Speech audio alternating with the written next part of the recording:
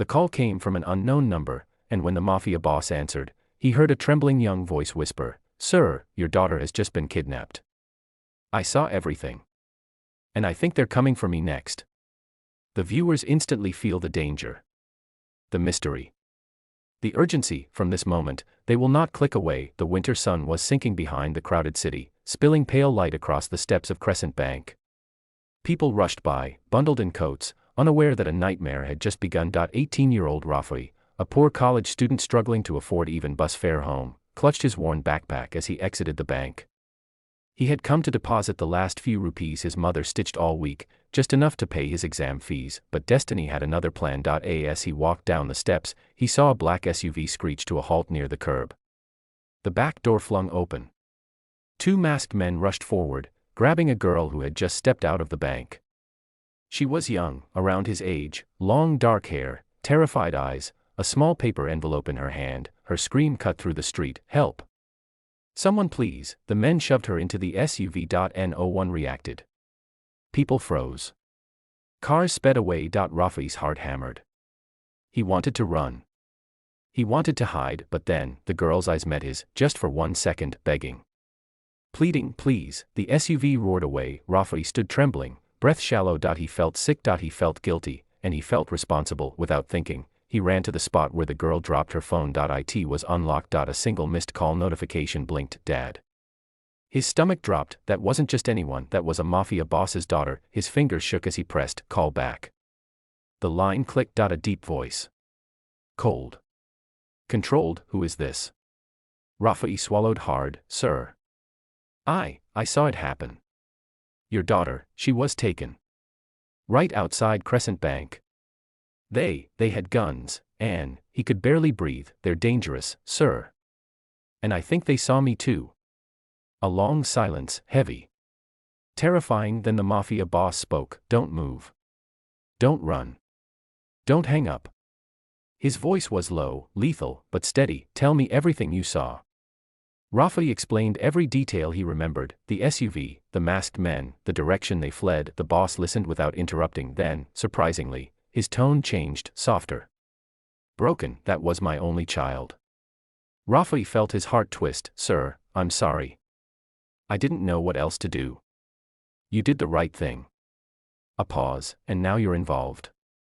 Rafi's breath caught. He didn't want to be involved. He was just a poor student trying to survive, but he couldn't forget the girl's terrified eyes. He couldn't forget how she looked at him, trusting him in the final second before she was taken. The boss continued, voice sharp again, "I'm sending a car to pick you up. If those men saw your face, you're not safe anymore." Rafi froze. "A car, to pick him up? No, sir. I just want to." "You want to live," the boss cut in, "then listen to me. If they come back, you won't make it home." Rafi's legs weakened. His mother, his exams, his life, everything was changing, and he didn't even know the girl's name. The boss added one final sentence that sealed Rafi's fate: "You're the last person who saw my daughter alive. That makes you my only hope." Rafi closed his eyes, breathed in, and accepted that his world had shifted forever. The luxury black car pulled up minutes later. Two men stepped out, not threatening, yet deadly if needed. "Come with us," one said, "boss is waiting." Rafi tightened his grip on his backpack and stepped into a dangerous new world. The car drove through silent, guarded streets until they reached a massive mansion surrounded by iron gates and armed guards. Rafi swallowed, feeling completely out of place.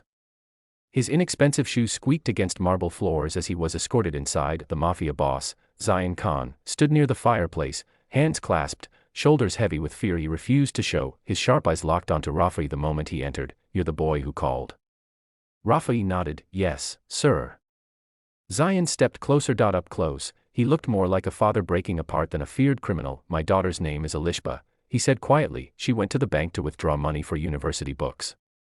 She never asked much from me." His voice cracked, only for a second, then he straightened. Back to the boss he had to be. He placed a phone in Rafi's hands. "A ransom call will come soon.